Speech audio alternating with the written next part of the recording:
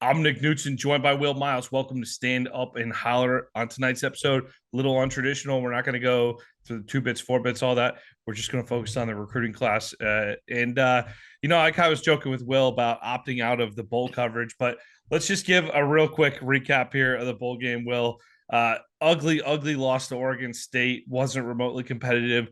We saw a similar type of performance in the Cotton Bowl a couple years ago. I know I'm not even that interested in comparing and contrasting. It's just another. I'm almost at a point though when I watch a game like that. Will, is it better to not make a bowl game than put on a performance like that at a bowl game? No, I mean, because sometimes getting your butt kicked's a good thing.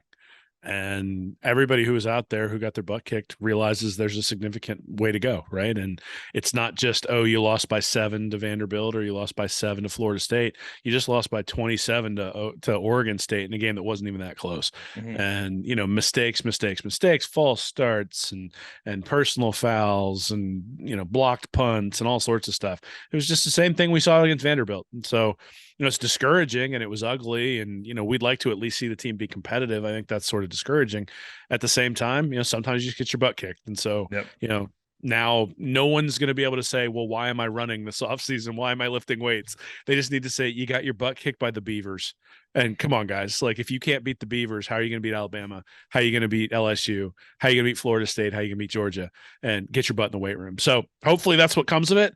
I don't know whether that's what's going to come of it. I'm disappointed in the overall game plan and the preparation of the team and all that sort of stuff. But, hey, sometimes you get your butt kicked, teams move on and, bury this one in the ground and get ready for next year. Yeah, missing a lot of pieces for the game, obviously, but really no excuse that Montrell Johnson and Trevor Etienne combined for a total of 28 yards. Those guys are too talented to put up a number like that. So the scheme was, I don't know what wasn't there overall, Will, but it was not a pretty day on Saturday. So really don't want to go too deep into it. Like we're just going to move on to recruiting. Does that sound good?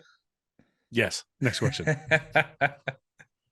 All right, let's go. We are at the end of Wednesday here. It's Wednesday evening, and so obviously these numbers are subject to change, but as of Wednesday night here, Cormani McClain still not signed.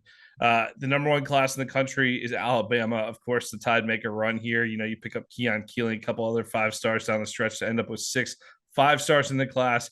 Average rating of 94.76 per player there. Georgia 2, Texas 3, Miami 4, Ohio State 5.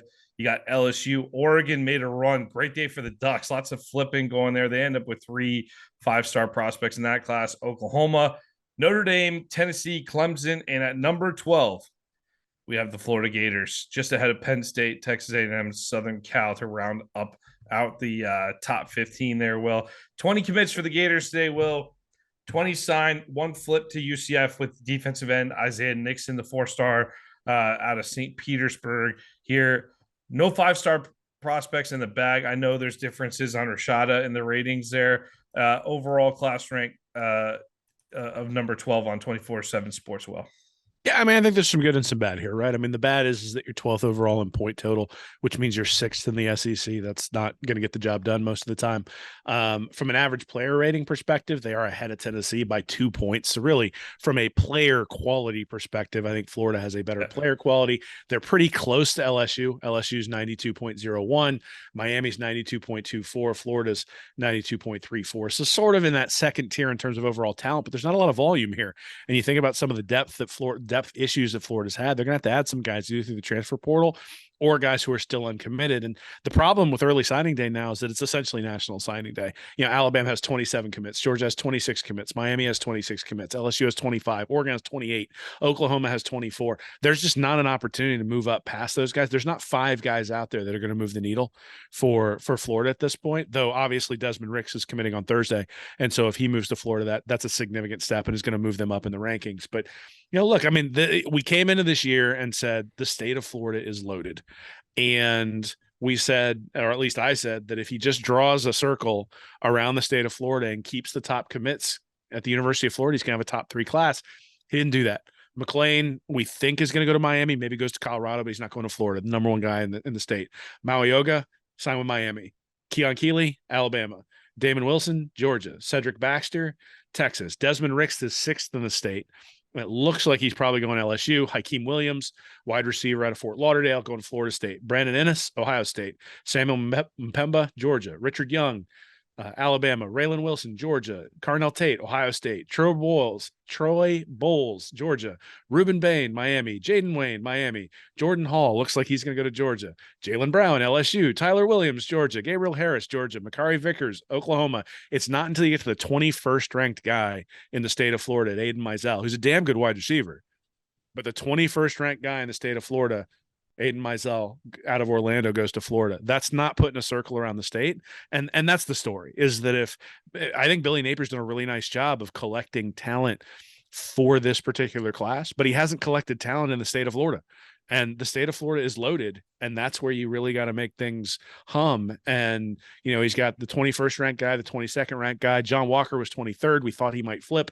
He decided not to. And so then you end up at Eugene Wilson at 28 and Roderick Kearney at 29 in the state.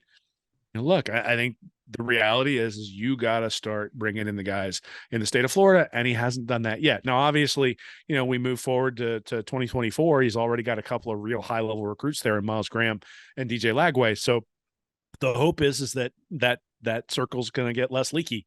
But at least in 2023, that circle has still been leaky. Well, a lot of those guys are going to the Hurricanes. Graham, Texas and Georgia, right? What's that? Different state. Lagway and Graham, right? Texas and Georgia. Yeah, but Graham's a legacy, right? I mean, he should be a Florida recruit, and Lagway they went and got, right? And great, that's great. I'm happy that you got a 5-star quarterback. I mean, I'm thrilled at DJ Lagway. I'm thrilled at Miles Graham. But now you have to supplement that with the best players in the state of Florida. And if you're going to get beat by Miami, if you're going to get beat by Alabama, if you're going to get beat by Georgia in your own backyard, you're going to have problems. I mean, Damon Wilson, the 4th best guy in the state of Florida, is out of Venice, and he's going to Georgia, right? So they went down further south of you and took someone out of the state. You got Desmond Ricks, who's out of Bradenton. Obviously, he's IMG, but still Bradenton right there. LSU. Hakeem Williams, Fort Lauderdale, goes to Florida State. Didn't go to Miami, goes to Florida State. So Brandon Ennis out of Fort Lauderdale going to Ohio State, right? These are positions of need. Wide receiver, Hakeem Williams, Brandon Ennis, neither one of them going to Florida. So look, I think there are a lot of good players in this class. I think, I don't want to denigrate any of them. And I think it's an awesome thing to celebrate that they're coming to Florida. I think Florida is more talented with this class coming in than they have been under Dan Mullen, than they were under Jim McElwain. And really since Urban Meyer probably left. Will Muschamp had some great classes, but they're a little bit unbalanced. I think Florida filled a lot of positions of need when you look at the defensive line specifically, but I think there's still areas for criticism. And the main area of criticism for me is that you got to recruit your home state. And, the whole goal of coming in, Napier is this genuine guy who's going to build relationships with high school coaches and bring in these guys who are inside the state. And that just hasn't happened yet. There are probably various reasons for it. I have my suspicions as to why that's happened. Certainly, some late flips to Miami. People are suspicious about what might be going on down there in terms of NIL. But doesn't matter. You don't win without having these guys on the field. And every time Florida's good, Napier said it himself, every time Florida's good, the guys on the field are from the state of Florida. And so you can have a guy from Texas at quarterback or a guy from, California at cornerback, but your 5 offensive linemen, your 2 wide receivers, your 3 linebackers, they all ought to be from the state of Florida, and they're going to have to fix that moving forward. Yeah, I think it's an absolutely well. Before I dive in here, Will, could you pull up the average player rating for the last couple of classes here at Florida, last 3 classes? Yeah. So Florida. Oh, you already have it? I have it. I just have to go. Well, hold on. While you're looking that up, I'll go on this point here. I look at what the 20 commits, right? You look at the roster. I wrote an article last week talking about how Napier's already flipped 54% of the roster since he took it over, right? So we know there's a lot of guys who have left. Currently, a lot of guys in the transfer portal from the roster that he took over. This feels like a slower, deliberate build, slower than most of us want, right? Slower than, whether we like it or not, this is what we're getting right now. All right. It was 6-6 this year. I know no excuses on the Vanderbilt loss, right? But outside of Vanderbilt, Kentucky is a tough team, whether we want to admit it or not. There's some tough games we lost down there where we just had inconsistent bunch this year. I just think it's going to be a slower build than we want. This feels very deliberate with 20 players coming in, 92.34 rating. just to be clear, that's the fifth best in the country. That is the fifth best in the country behind Alabama, Georgia, Ohio State, Texas, and you're right ahead Miami, Notre Dame, and LSU. Those are the only 8 schools in the country with 92 or above. So in terms of getting a quality player and protecting a quality player, yes, we missed out on the cream of the crop in the state of Florida. Totally fair criticism. Great stat there with Mizell, by the way, Will, where you're talking about 20. That's the highest ranked player in Florida we got was Mizell. 21st. Yep. Yeah. So you're the Florida Gators. You should have a higher, you should be in the mix a little more at the top. But the consistent frustration, outside of going maybe and flipping Rashada, the consistent frustration has been we're in the hunt for these big recruits, and then hey, Miami's willing to pay the price. Texas is like we're the guys that are ahead of us are willing to pay some of this. I'm looking at what's going on. You and I see this a little differently, Will, because I look at what's going on at Texas A&M, and I certainly, if you told me, hey, do you want the 5-star players in the building? Do you want them in the building? Absolutely, yes, I do. But is there something to Billy Napier being a very he's a very process oriented guy, that he's going to make sure that he's getting his guys in the building. He's going to make sure these guys are guys that want to play his style of football, and he's being a little extra cautious maybe at throwing out big numbers to some of these guys. And maybe there might not be anything to that approach in years 1 or 2, but down the road we'll start seeing the fruits of that approach. Will, is there any chance that that's a possibility? I mean, no, I don't think so. I think they're getting beat. And I look, if I go back and I look, Florida in 2014, their average player rating was 89.6, then 87.2, then 88.7, 89.1, 90.8, 90.6, 90.7, 90.3, 88.9 last year for Napier, and then 92.3 this year so far. It's a significant jump in terms of player quality. But here's the thing that I'll say is that, and it's actually interesting because it's right around where Kirby Smart's bump class was in terms of average player rating. Right. He was at 92.27. So really 92.3, right at the same place, right? The difference is that Smart's class was very top heavy. If you looked at it, Isaiah Wilson was 16th nationally. Richard LeCount was 25th. Yep. DeAndre Swift was 33rd. Jake Fromm was 44th. Andrew Thomas was 45th. And D'Angelo Gibbs was 49th. Gibbs is the only guy who didn't make the NFL. Not only did they make the NFL, you had the 4th, 29th, 35th, 167th, and 169th picks in the NFL draft. So 5 of 6 guys up top. Of the remaining 19 players in that class, only 4 have made it to the NFL thus far. There's a few guys who just finished up their careers in 2022. So Mark Webb was 241. Monty Rice was 92nd. Justin Schaefer was 190th. And Eric Stokes was 29th. So look, 4 out of 19 is 21%. And it turns out, I did a study back for the 2013 and 14 classes, looking at how often guys in different bins go to the NFL. Ranked when you look at 1 through 30, it's 70% of the time those guys end up going to the NFL. When you look at 100 plus, it's basically 20%. And so what that says is that Kirby Smart didn't get lucky. He's not developing people any better than previous. It's just he had that top end talent, which is what really matters, because those are the guys who end up in the NFL. So if I look at Miami's class, which has the exact same average player rating, but they've got guys, and this assumes McLean goes there, and we'll see, maybe he ends up in Colorado, and that changes things. But if you look at Miami's class, Mayoga is probably going to be an NFL player. Okunlola is probably going to be an NFL player. McLean is almost definitely going to be an NFL player. So you've got 3 NFL players out of this class, and you just need to hit on 1 or 2 going down frame in order to basically you got to hit on 20% of your players. But if you've got a 20-person class and you only hit on 20% of your players, that's 4 guys who are going to the NFL, right? That and 4 guys over a 4-class time period is going to be 16 guys. And so what that says is that Florida either needs to up the volume, they need to bring in guys through the transfer portal to fill those holes, or they're going to have to up the top end talent in 2024, which they've already done, right? I mean, Miles Graham fits that category of this is a guy who's going to go to the NFL. Certainly DJ Lagway fits that category as well. And look, none of these guys are guarantees, but the point is you go back to these historic classes where they're top heavy with a lot of 5 stars. And what you see is that 60, 70, 80% of those guys end up in the pros, and the math works that way. So yes, you might from a cultural standpoint say, hey, we want to build a team with recruits ranked between 100 and 300. I just don't think the math works out because everybody signs 25 essentially. So if you take 20% of 25, you're going to end up with 5 guys in the pros.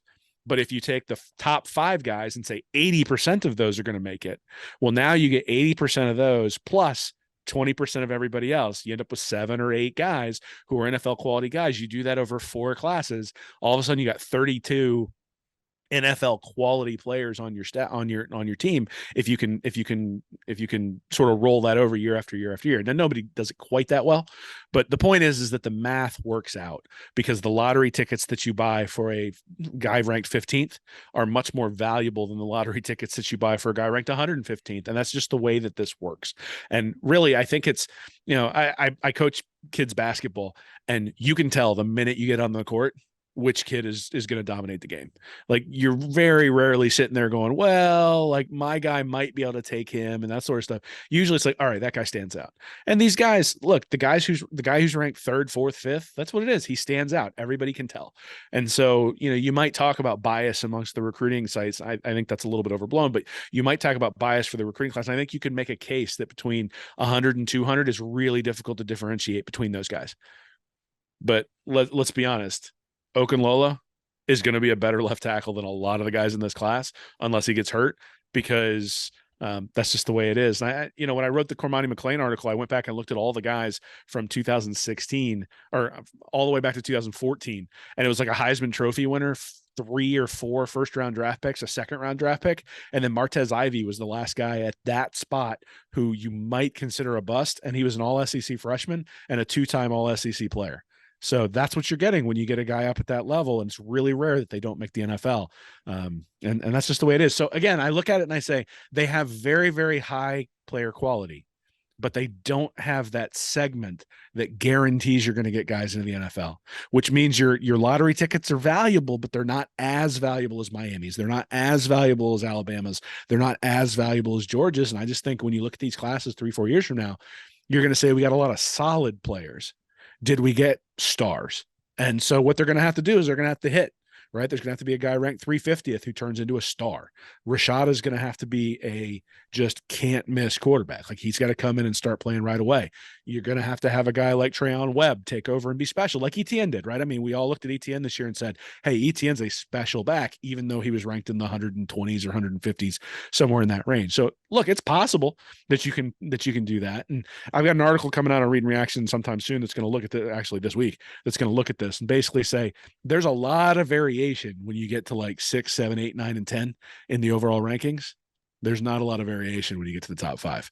The top 5 teams from 2014 to 2022 in average player rating, there have been 8 playoffs. They won all 8. Mm-hmm. There have been 16 spots in the finals. 15 of the 16 have gone to those top 5 teams. And that's just the reality. So again, what's your goal? If your goal is to compete for a playoff spot, you can certainly do that, pairing together these sorts of classes.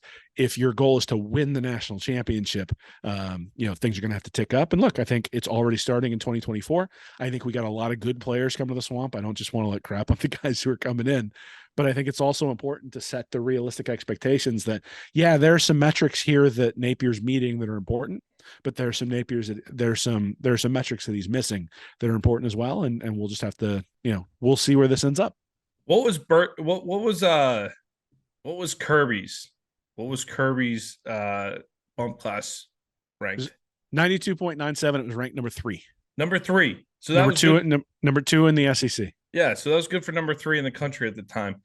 Well, but he had more volume, right? So 92.97, but he had 26 or 27 I'm saying if you guys. look at the quality of player coming in on the roster here based on the recruiting service 24/7 here, you're looking at this. What do all these schools have in common? It's almost all Urban Meyer, Nick Saban influence, right? Alabama, Georgia, Kirby, Saban guy, Ohio State, Urban. You got Texas, Saban influence, Sarah Sarkisian, right? Napier. You could argue maybe both, but Urban's been gone for a while, so we'll call it the Saban guy with Napier in here now. Saban with Miami and Mario. You got Notre Dame. That's Freeman was with Fickle. Fickle was with Meyer. You can make an argument there that Notre Dame's also tied with LSU with Kelly. There, Kelly, Notre Dame. Kelly's tied on both those two. So basically, you have all these new coaches. Second-year coach at Texas first year coach at Miami, first year coach at Notre Dame, first year coach at LSU. Florida wasn't the only one who finally was like, we've had enough. We got to go out and hire a coach. We got to recruit at this level. Otherwise, we're not going to be able to get into the playoff and win playoff games with the 14 playoff model. So basically, what I'm saying is, despite the 12th ranking overall, you look at the average players we're bringing in, and Grant, here, fair criticism about the number 20 recruits. Four teams in the top 15 have 20 or less recruits, to Will's point. 20 or less recruits in that top 15 of 24/7. So yeah, you certainly would like to see that. You would like to think that we'll probably be active in the transfer portal and that we'll add a few guys in the February period. Although I'm not sure those guys are going to pull the average score up. That's the only problem with that there, Will. So our score might ultimately come down from where it's at overall. Probably better Yeah, chance it comes down than goes up. But what I'm saying is you got all these schools who have, or late, Alabama was the one who set the tone. Urban Meyer set the tone with Ohio State, first Florida, then Ohio State. Georgia then got in this recruiting game to an extreme degree. And now you got all of these teams trying to play catch up. And they're all with relatively new coaching staffs, including Florida. So whereas when Kirby gets his bump class at ranked almost the same here on the average player rating, right? He gets number 3 in the country. Well, we're in a lot more, I would argue the top is a lot more competitive than it was maybe 5-6 years ago. yeah, that doesn't really play out when you actually start looking at things. The average class from an average player ranking perspective has not changed very much from 2014 to now. You go back and look at it, it just doesn't. What you end up with though is if you look at classes that have 0 5-stars in the SEC over the past decade, or I guess 9 years now, what you see is you get 2020 Auburn. Well, that's turned out real well over the last few years. You've got 2018 Florida and 2019 Florida. That hasn't turned out real well. You got 2018 Auburn. Again, hasn't turned out that well. You got 2020 Tennessee, which I thought was actually going to turn out pretty well, but it turns out Heupel processed a lot of those guys. Not a whole lot of guys from that class are actually still there. You got 2018 Texas A&M, 2014 Tennessee, 2022 Auburn, and 2016 Tennessee, and then 2017 Florida. So and then you're starting to get into the Kentuckys and South Carolinas of the world when you don't have any 5-stars on the roster. You start bringing, and again, I know that some services have Rashada as a 5-star, but all the data that I collect is based on the composite rankings, and I think that's useful because it's got multiple avenues to do that. All right, so now if we go to 1 5-star, well, now we got 2021 Texas A&M, 2022 LSU, 2017 LSU. So there's a national championship included there. You got 2020 Florida. That didn't turn out so well. You got 2016 Auburn, 2021 Florida, 2015 Auburn, 2018 LSU. So look, a national championship in there, but not a guarantee. If you go to 2 5-stars, now all of a sudden you're starting to see you're starting to see some stuff that's pretty significant. And hold on, if I go to the SEC with 2 5-stars, now you're looking at 2021 LSU, 2018 Alabama, 2016 LSU, 2019 Auburn, 2020 A&M, 2019 A&M, 2019 Tennessee, 2015 LSU. So now you're getting into the big boys of the recruiting once you got those 2 5-stars. And look, I think Bill Sykes did a really nice job of looking at what a typical bump class needs to look like for SEC teams to win SEC championships. It was something like 2.75 stars. You need something like 18 blue chips. And one of the problems with the blue chip rating these days is that basically everybody's a blue chip. It goes down to like 400 now. You still got 4 stars listed at the 400th ranking. And like I said, the difference between a guy ranked 101st and a guy ranked 401st is really pretty small. The difference between a guy ranked 1st and a guy ranked 50th is enormous. And that's where the 5-star distinction comes in. And, look, Florida just doesn't have anybody in that framework for this class. That's an issue. It's something that's going to have to fix. But look, I mean, you got 2 of them next year in 2024. So, hey, it's not like the staff's going anywhere, right? It just means that I don't know if this was an intentional choice, right? They wanted Cormani McClain to be a Gator. They want Desmond Ricks to be a Gator. They wanted Quay Rousseau to be a Gator. There were a lot of guys they were looking. They wanted Okunlola to be a Gator, and they just haven't been able to close the deal on a lot of these guys, and they're going to have to start doing that moving forward. Yeah. So again, fair criticisms for the top end of the class. Would you argue, though, overall, it's going the right direction in terms of what we saw this season? I mean, recruiting. It's going the right direction from the standpoint of I think it's better than Dan Mullen's classes. I don't know that you caught back to the standard where Florida's competing for championships in the near future. No, I think you're behind six SEC teams, or you're behind five SEC teams in overall points. You're behind a bunch of SEC teams in overall player quality. You don't have any can't miss prospects. You didn't get any can't miss prospects on the roster last year, unless this staff can just essentially.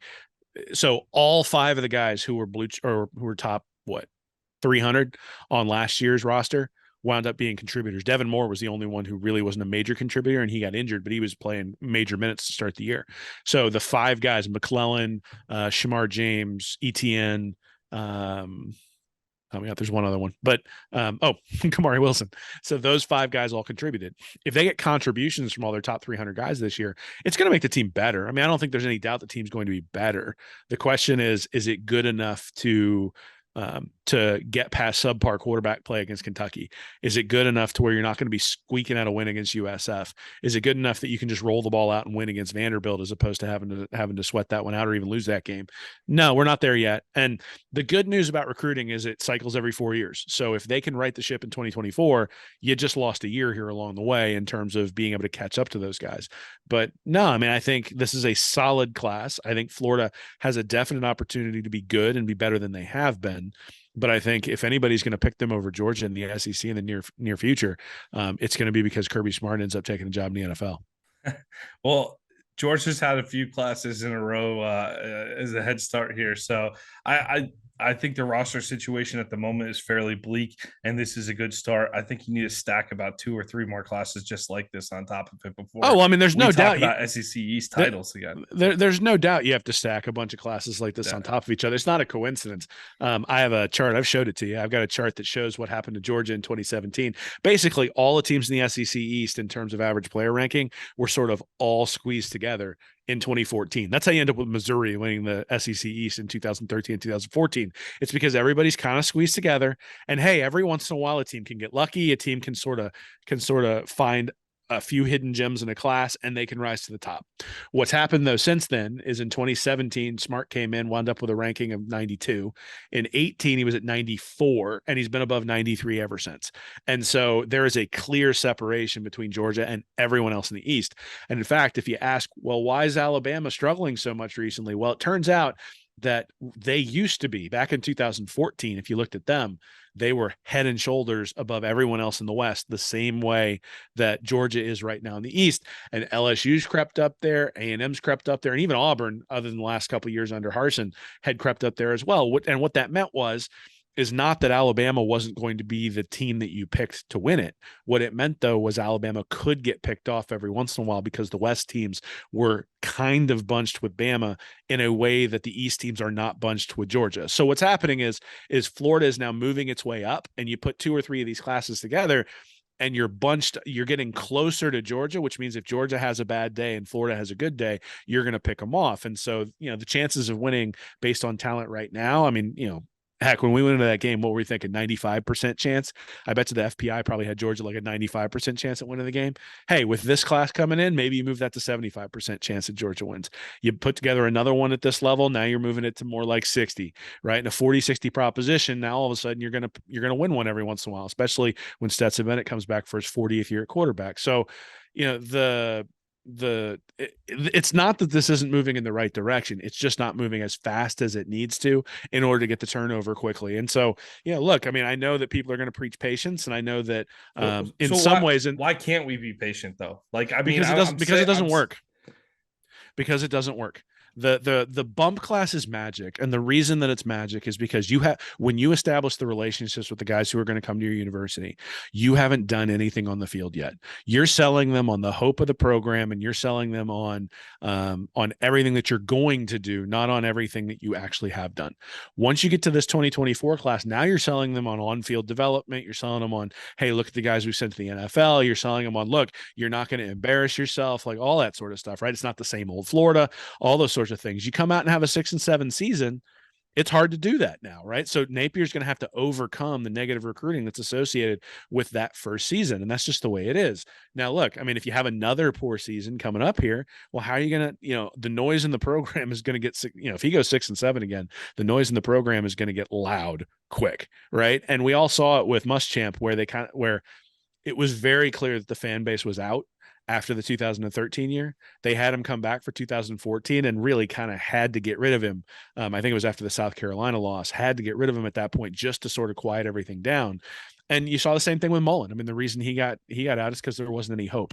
And so that's the thing, is that the bump class is magical because you're selling hope, and that's all it is. And so, the issue that I have is that salesmen sell, right? And you look at Dan Lanning out in Oregon. Well, The is it the same equation with NIL? Will, is there just that's a significant change to the process than what it's been?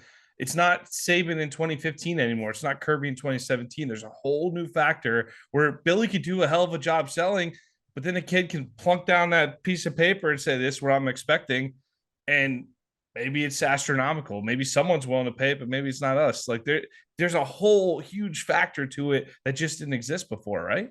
doesn't matter. You need these players to win, and you have to figure out how to bring them in, or the organization is going to find new people to do it, which is exactly, it's the exact thing we said with Mullen, right? He's bringing in these classes that are sitting there at 90 or 91. And we're like, look, maybe you can scheme yourself past that.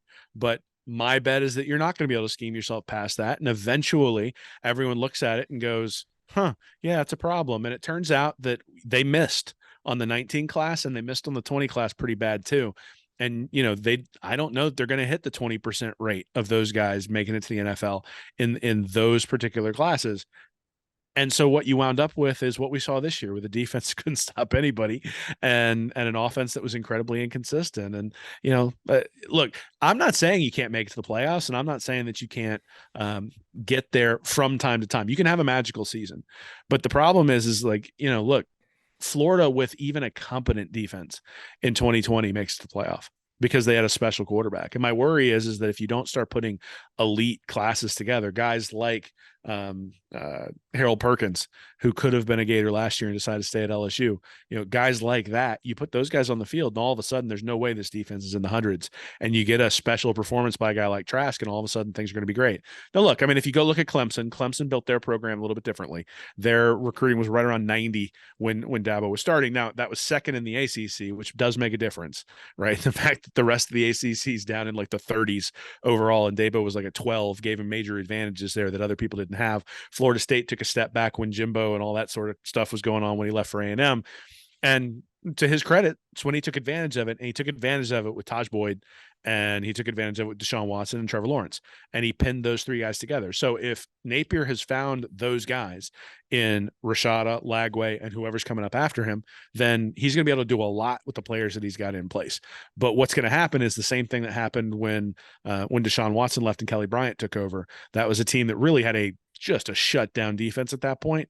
And until they brought Trevor Lawrence in halfway through that second year, they got beat in the playoff the year before, and then they wind up winning the national championship with Lawrence.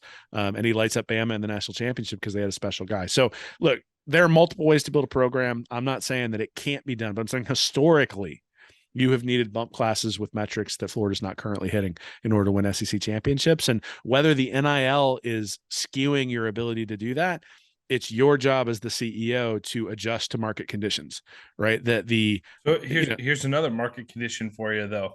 The playoff is about to expand to 12 teams in Yeah, I know. 2024. So I think that will actually work out great for Napier, because we might be a long way off, like a good 3-4 years in terms of like stacking rosters from competing with what Georgia's doing every single year. That's the top of the sport. That's the pinnacle. But can you get in that top 12? Absolutely. You can do that by 2024. You bring in another class like this or better. I think this is going in the right direction overall for the Gators overall. Yeah, I mean, I'm not saying it's not the right direction. I'm saying that if the goal is sustained excellence, and if the goal is being on par with Georgia and Alabama, Yeah. this is not there yet. Yeah. And it's okay to say that. That is not a slight at the guys that they're bringing in. That is not a damnation of the staff, but it is a reality that in order to win at those guys' levels, you're going to have the same level of players on the field. And we always sort of looked at it, or at least I looked at it for Mullen as an interesting experiment, going, I know he doesn't have the talent, but I know he's really talented in terms of being able to scheme things up. We didn't see that this year with Napier, and we didn't see that with Patrick Toney.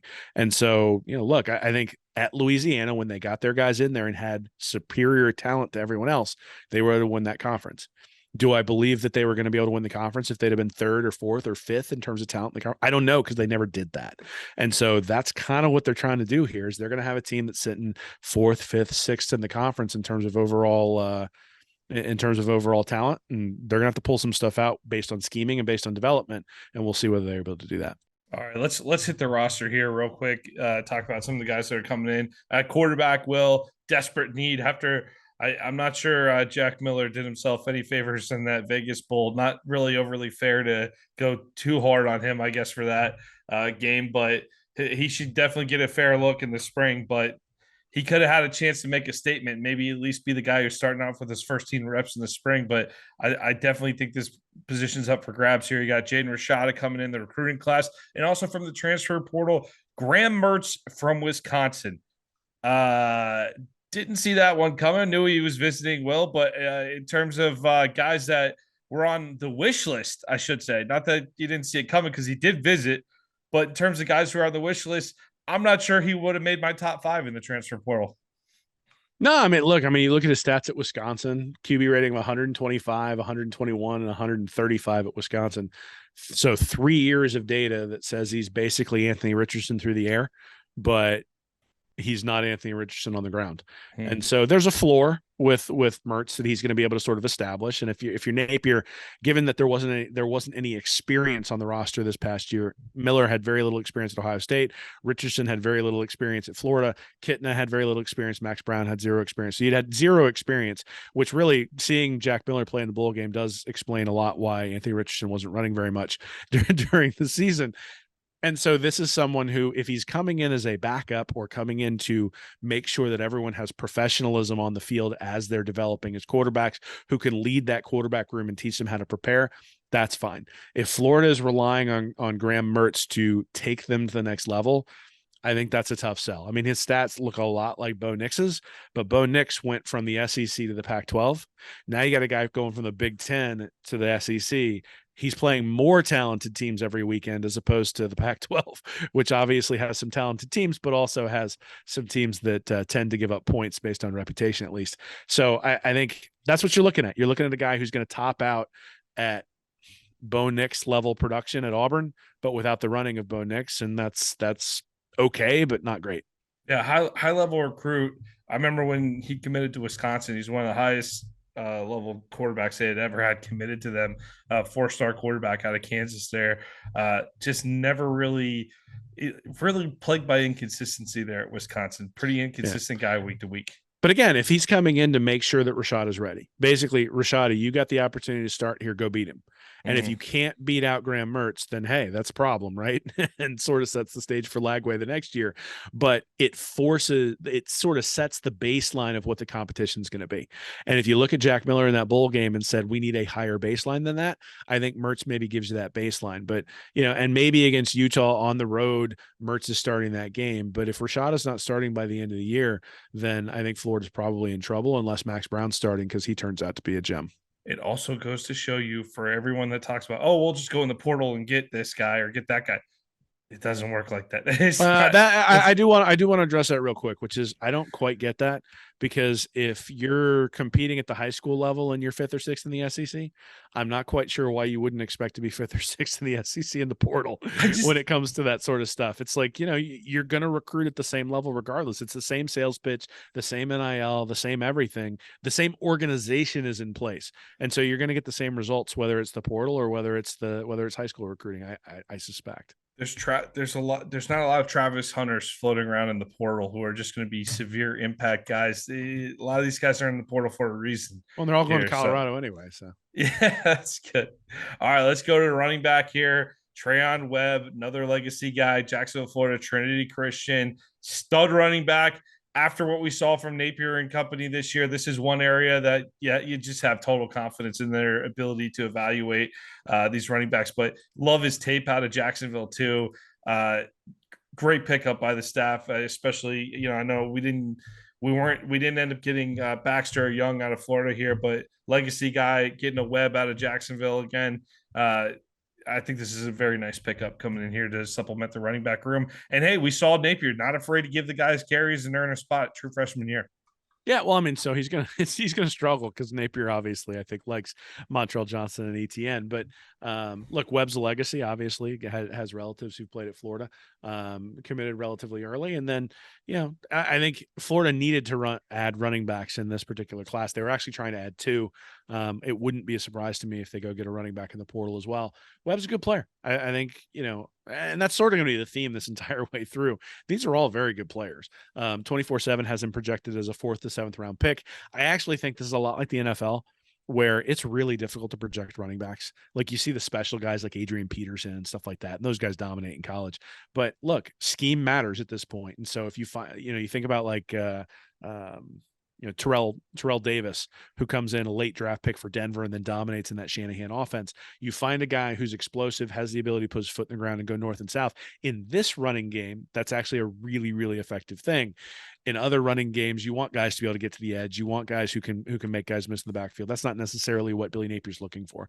So I think for what Napier's looking for his running game, Tryon Webb really fits that well. Yeah, a couple of raging Cajun running backs floating around the NFL here still too. Wide receiver. This is perhaps my most exciting position group. Aside, I like the lines too, but wide receiver, Mizell Wilson, Aiden Mizell out of Orlando. He went to Boone. Eugene Wilson, the third, who apparently they're all calling Trey. I've been hearing Trey a lot, so Trey Wilson. We'll go with Trey. Gaither here out of Tampa, and Andy Jean, Miami Northwestern. Transformative type of class at the receiver position. You don't have the numbers, Will, not the monster numbers, but these three guys, I think each of these guys could have an impact while they're here in Gainesville.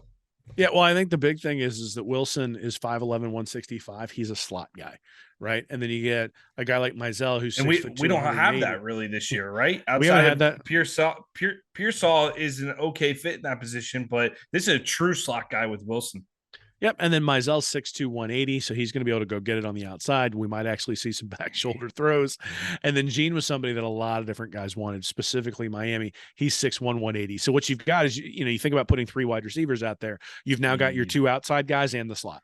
Yeah. Right. And so if that's what Florida has 2 years from now, is they've got Gene and Mizell on the outside with Eugene Wilson in the slot. And then you think about like Livingston and Arliss Boardingham and those sorts of guys at tight end, the offense could look really, really good because they've got those guys at those skill positions, but they're going to have to hit on them. Right. And so Mizell and Wilson, I think, are going to have to be good because there's not a whole lot of depth. You got Gene, and then who else is out there at wide receiver? So, my guess is they're going to bring in a wide receiver or 2 in the transfer portal because they're kind of light on numbers, especially with Dejon Reynolds leaving. And so, that makes Mizell and Wilson even more important. Well, and yeah, a year from now, which one of these guys are we going to talk about in the transfer portal too? So, I mean, it's just the way that college football works now, but you see the potential with these guys. Napier even talked about it in his press conference today, looking for guys at the wide receiver that position that could just break it at any moment and take it the distance. Certainly 3 for 3 fitting that description with this group here. Let's move on to the offensive line. Will Roderick Kearney, Orange Park, Najee Harris, IMG, Bryce Lovett out of Rockledge. Certainly Kearney, the FSU commit, nice pickup. Napier said of all the guys in this class, one of the best tapes he's watched overall. Najee Harris was early on. Harris and Lovett early on here for this class here. Certainly not the numbers you hope for overall, Will, but some solid building pieces here for the staff to develop.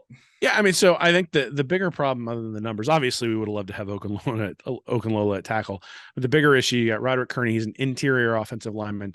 You've got Najee Harris, also an interior offensive lineman. So you're probably good at the guard, but you got Bryce Lovett, who's ranked 630th overall at offensive tackle. You look at last year's class, and David Connor, ranked 123rd, was the first offensive tackle there off the board. And then you had Jalen Farmer, who's an interior offensive lineman, who's actually, I think, played on the defense a little bit.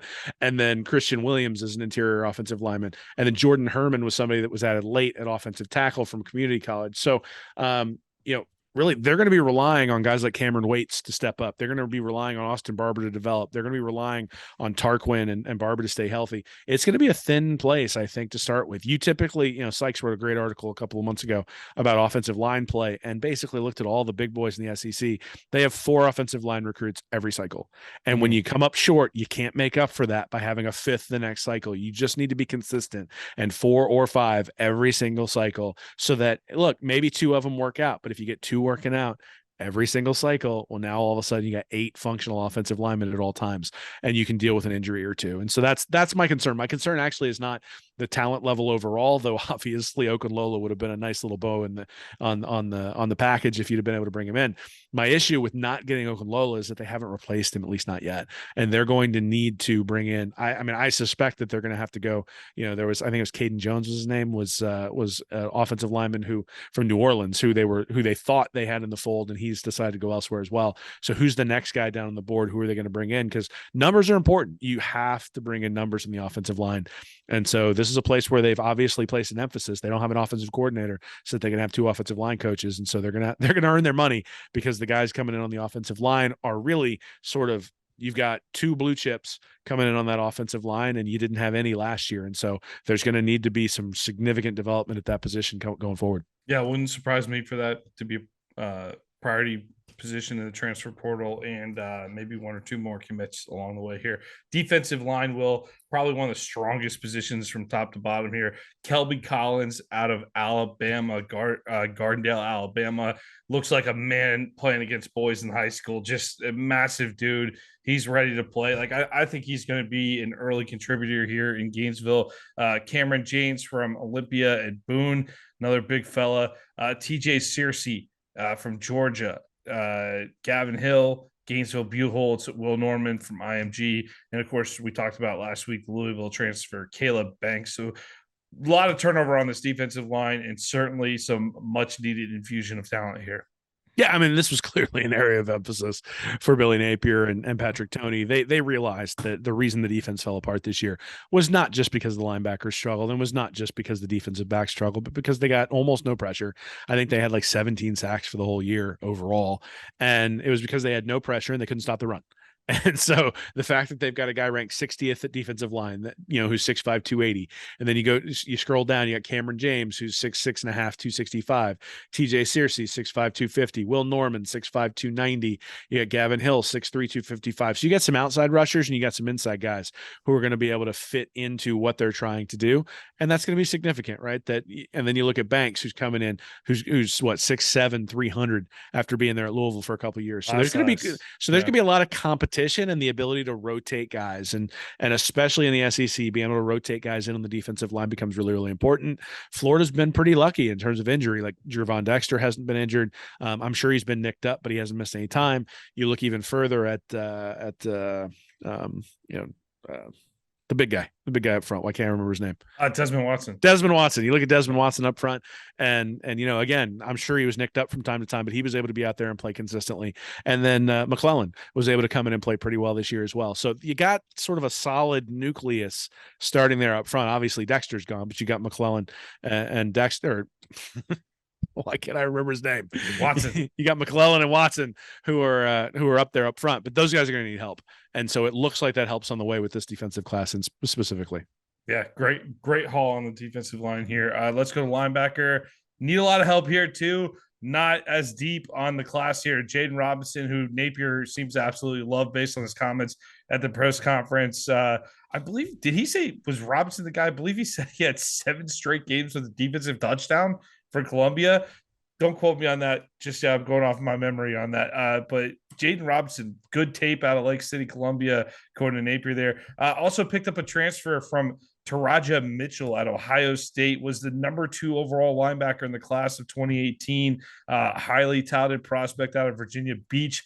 Just hasn't been able to get in the lineup with the Buckeyes. Buckeyes have been putting out a lot of NFL talent at the linebacker position. So definitely a competitive environment up there in Columbus for him to even get on the field. Undisclosed injury this year, was able to use a red shirt and get 1 more year of competition. Certainly badly needed pickup on both fronts. Yeah, I mean, Robinson has to be a star. He's the only 4-year guy that they've got coming in at linebacker, and linebacker has been an area of just consistent struggle since David Reese left. The middle linebacker who played 4 years there. And in fact, when Reese missed games in, I believe it was 2019, when Reese missed games, you could tell, and everything sort of fell apart. And then Reese leaves, and in 2020, the whole defense falls apart. And so, look, the quarterback of the defense is important. Shamar James is going to step into that role. Derek Wingo got a lot of run in the last 3 or 4 games, but you need an infusion of talent there. So Mitchell's going to be important, but then potentially for next year. But Jaden Robinson needs to be a star because you're going to have to develop linebackers, and he's the only one they got in this class so far. So unless they're going to add linebackers moving forward into National Signing Day, Robinson has to convert because they can't go through another 3-year window where you just don't have effective linebackers and you got to sort of bring in tweeners. And, look, Bernie came in as a safety. They made him a linebacker. You had, you had Trey Dean for a while. They had him at corner. They had to move him to safety. Basically, they were playing musical chairs with a lot of different guys on defense because they just didn't recruit well enough on the defensive line and at linebacker. Now, I think they fixed those problems on the defensive line. I think it's going to take a class or two to fix it at linebacker. But if Florida wants to be back in terms of being able to be having a top 10 or top 20 defense, Jaden Robinson's going to have to pan out. Defensive backfield, another position they clearly focused on because a lot of talent coming in here with this class. Jakeem Jackson from Osceola High School at Kissimmee, Florida. I saw him play at Lakeland last month in the state semifinals. Guy can play. He's gonna be a player for this team. He had a couple of great hits. Also plays receiver. I think Napier's even saying they're initially looking at him at receiver, so can play both ways. Can play both sides of the field. Explosive guy. I hope to see him excel early. Sharif Denson out of Bartram Trail High School in Jacksonville, Florida. The Bears, they went undefeated into the playoffs. They had a crushing 1-point loss to Buchholz there in the playoffs. But Denson, certainly a big part of that Bartram Trail program the last several years. Late push from Miami. The word was on Denson, ends up sticking with the commitment. Dijon Johnson out of Tampa, Ohio State flip from Wharton High School. Nice pickup there for Napier and company. Jordan Castell, Winter Garden from West Orange High School. Super athletic kid. A lot of these guys you can kind of, they're going to be able to do a lot of different things with them in the defensive backfield. And a couple of guys who are listed as athletes are expected to play the defensive backfield here. Aaron Gates out of Georgia, and another Georgia guy, Bryce Thornton, who also a guy that I remember when he committed, we were looking at his highlight tape, and he certainly had a lot of big plays to watch there. Well, yeah, these are all really good players. I think Dijon Johnson is the one you look at and say, hey, he's the top 100 guy. He's at safety. Florida struggled at safety, and is the guy you expect to sort of come in pretty quickly. Though obviously Jackson at corner. Corner is a place where, especially if you're going to play man-to-man, that, look, if you're physically gifted, you can do that, and you can do that right away. And we've seen that with Kyrie Elam. He basically established himself as a starter halfway through his freshman year. And then we saw that with Jason Marshall, who was able to establish himself as a starter halfway through his freshman year. And so our Dijon Johnson or Jakeem Jackson going to be able to do that, I think, is a major question for the 2023 season. The big thing here is whether it's Castell, whether it's Sharif Denson, whether it's Aaron Gates, whether it's Bryce Thornton, is you've got numbers, right? And so these are high quality players and you've got a lot of numbers. And this sort of goes back to the lottery ticket thing that I was saying earlier. Look, if you got 6 guys coming in and 20% of them are going to be NFL quality players, you only have 1 or 2 guys who are going to be NFL quality players. Well, it turns out you only need 2 NFL quality safeties. You only need 2 NFL quality corners. Typically, maybe you need 3 because you need a guy in the slot if you're going to play nickel. But the reality is that they're going to hit somewhere in here with guys who are going to be much, much better than the guys they have out there right now. And so, look, I think the future is bright on the defensive side of the ball, especially for Florida. This class is significantly weighted towards the defense. I think based on what we saw on the 13 out of 20. And I think based on what we saw on the field last year, that's warranted. The other thing is I would say that from an elite prospect perspective, Rashada and Mizell and Wilson are up there, but you start listing all the guys in the top 100 and the guys in the top 300, and it's mostly defensive guys as well. So, look, I think clearly there was an emphasis on the defensive side of the ball. We understand why. And now that we look at what happened this past year and really over the past 3 seasons. And so things are moving in the right direction on that side of the ball. I think Florida's going to be much, much better over the next couple of years on that side of the ball. And a lot of it will be because of this class. Yeah, 12 combined players on the defensive line in the defensive backfield. Certainly need help on both those areas too. So will be welcome additions here, and these guys should have opportunity for early playing time. That's our recruiting special for Read and Reaction. I'm Nick Knudsen, joined by Will Miles. Have a great weekend, everybody, and go Gators. Go Gators. Thank you for watching this episode of Stand Up and Holler. Be sure to subscribe to the Read and Reaction YouTube channel. Join our Patreon community at Read and Reaction for bonus content each week. And check out our website at readandreaction.com. I'm Nick Knudsen. joined by Will Miles. And as always, go Gators.